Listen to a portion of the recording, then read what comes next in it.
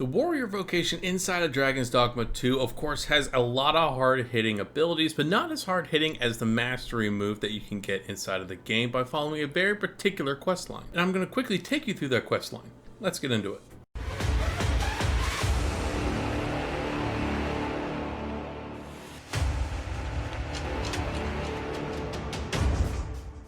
Now, to start this particular questline, you need to make your way to Beren's tent, which is actually a hidden area if you don't look closely enough between Melve and the starting point of the Border Watch outpost. This is where you're going to interact with Beren on his own outside of the Border Watch outpost when you first meet him at the beginning of the game. He is actually going to be your warrior master. Now, the questline is centered around him trying to really build up the army, get some new recruits, and get some weapons that are better suited for their warriors for some fights coming up. He's going to end up asking you for two separate things. One, he wants 3 weapons, doesn't really matter what kind of weapons, that he can use to obviously help out his warriors. And second, is a very high-spirited recruit that he can train that will help bolster the attitude of all the other recruits around him. Now, for the weapons part of this questline, I recommend going back to the Border Watch outpost and purchasing 3 trusty swords because 1, they're going to be helpful later on in this questline. 2, they're very cheap, and 3, it's very close to his hut. That way you can turn this in right away if you want to. And the second part of this questline, trying to find a recruit, you're going to need to make your way to Vernworth and basically run around the town until this particular boy runs up to you and he's going to ask you to train him yourself. Instead, you're going to recommend Beren because this kid wants to fight with the true warrior and Beren is the master warrior, so it kind of works out perfectly for him. Once you have completed both of these tasks, go and turn them both into Beren back at the camp, and keep in mind that he does show up every now and then at different times back at his tent, so you may find him in the daytime like I usually did, or in the middle of the night. Those are usually the 2 times that I've seen him at his camp.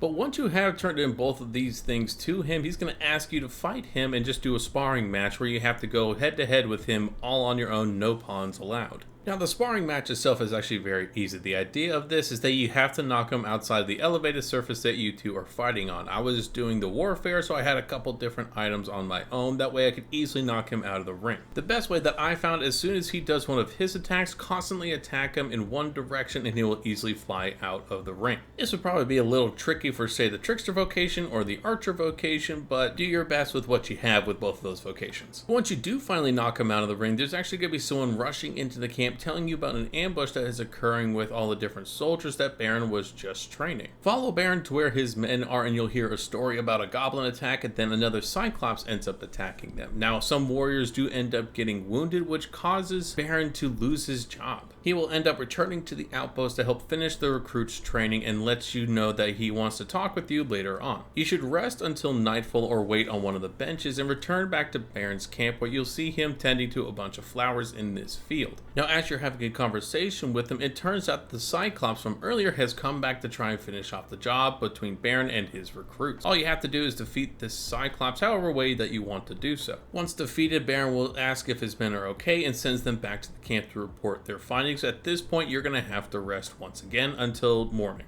Once you return in the morning, you will see that Beren is setting off to go to Checkpoint Rest Town, where he has another job lined up for himself, already teaching other people to survive. He will thank you for everything that you've done for him throughout this entire questline and will give you a very nice reward as well as a nice little chunk of gold for your trouble. Which the gold is about 4,500 for me, and also he will give you the sword that he uses on his back called Life Taker. If you end up going with the warrior early on in the game, go through this mastery and you'll be able to use this sword. It's much stronger than some of the other ones that you'll find for the warrior early on. So now that you've completed the questline, you know that Beren has moved to Checkpoint Rest Town, but he really moves into Beren's childhood home, which is just south of Checkpoint Rest Town. And he only moves there after you have completed this questline and won't show up any sooner. Make your way to Beren's childhood home however way you want to, either coming up from the south or going through the checkpoint itself, and you'll actually be greeted by Beren himself once you get into the vicinity of his house. He will start a conversation with you inside of the house, basically thanking you again for everything that you've done, and the best way that he can think of repaying you is teaching you everything that he knows about the warrior vocation, aka giving you the mastery move. Now, the mastery move called Arc of Might is very similar to a lot of other mastery moves for some of the other vocations. It's a very strong one-hit move that depletes you of all your stamina, leaving you very vulnerable, so it's a fantastic final hit for some of the larger enemies. I have used this several times on some of the larger enemies while they're down on the ground, and it's cut through at least 3 different health bars at once. It's really, really strong.